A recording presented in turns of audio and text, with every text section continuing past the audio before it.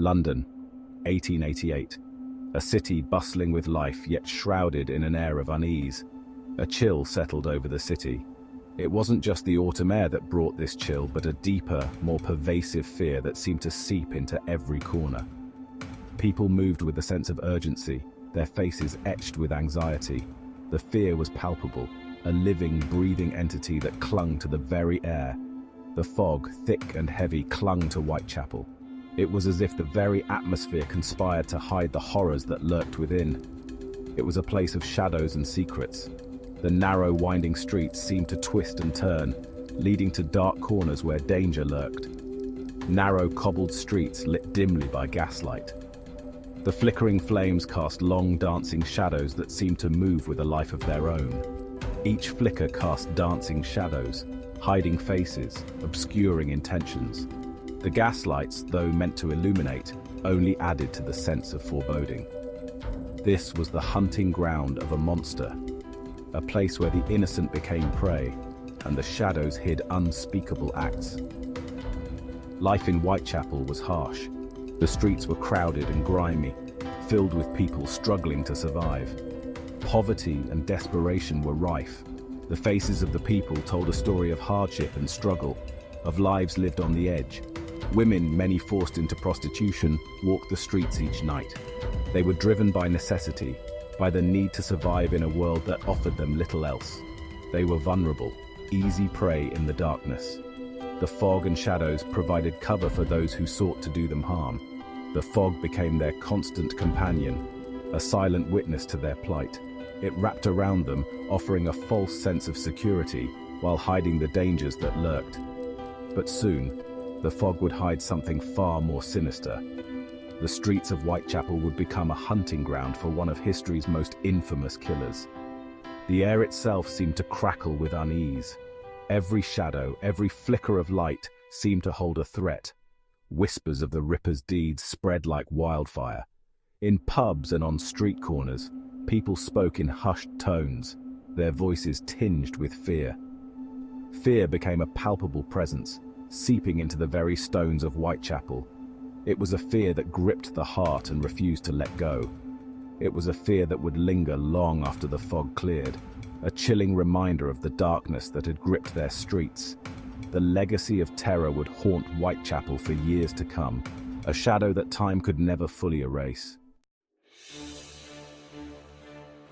He emerged from the fog, a phantom preying on the vulnerable. They called him Jack the Ripper, a name whispered in fear, a name that struck terror into the hearts of Whitechapel. He was a spectre, unseen, unknown, leaving only a trail of blood and horror in his wake.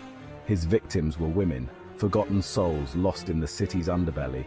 Their lives, already touched by hardship, were brutally cut short. With each gruesome murder, the city held its breath, waiting for the next victim to be found. The Ripper's reign of terror had begun. Newspapers, hungry for every detail, splashed the stories across their front pages. The Ripper's crimes became a macabre spectacle, a gruesome source of both fear and fascination. Each day brought fresh dread, each night a silent prayer for safety.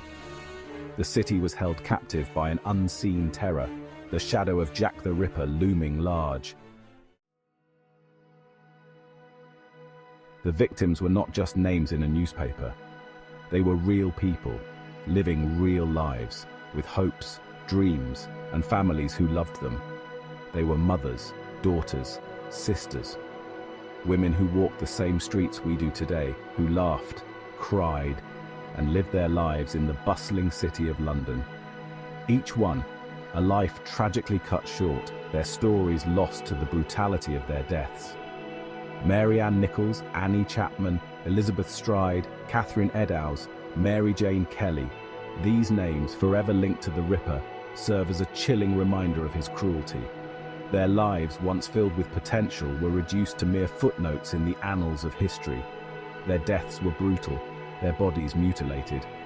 The sheer savagery of the attacks left the community in shock and horror. The Ripper's knowledge of anatomy was evident in the precision of his cuts. He knew exactly where to strike, making his attacks not just brutal, but methodical. He didn't just kill, he savored the act, leaving his victims as gruesome warnings. The dark alleyways and shadowy streets of Whitechapel became his hunting ground, a place where fear reigned supreme. The terror he inflicted extended beyond the grave, leaving an indelible mark on the families and friends of the deceased. The mourning practices of the era, already somber, took on an even darker tone as the community grappled with the loss. The police, overwhelmed and outmatched, struggled to find the killer. Despite their best efforts, the Ripper always seemed to be one step ahead, eluding capture time and time again. The murders continued, each one a stark reminder of their inability to protect the innocent. The sense of helplessness grew with each new victim, casting a long shadow over the city. The city watched in horror as the body count rose, each victim another grim testament to the Ripper's reign of terror. The once lively streets of London were now filled with fear and suspicion, as everyone wondered who would be next. Section 4. Whispers from the Abyss, the Ripper's Letters. As if the murders weren't terrifying enough, the letters began to arrive. Sent directly to the police, they were chilling testaments to the killer's arrogance. Signed Jack the Ripper, these letters became infamous, adding another layer of fear to the already palpable tension gripping London. Were they genuine? The police grappled with the question. Some dismissed them as hoaxes, the work of sick minds seeking notoriety. Others saw them as chilling insights into the mind of a killer, taunting reminders of their inability to capture him. The letters, filled with boasts and threats, served only to intensify the fear that gripped Whitechapel. They were a direct link to the killer, a chilling voice whispering from the shadows.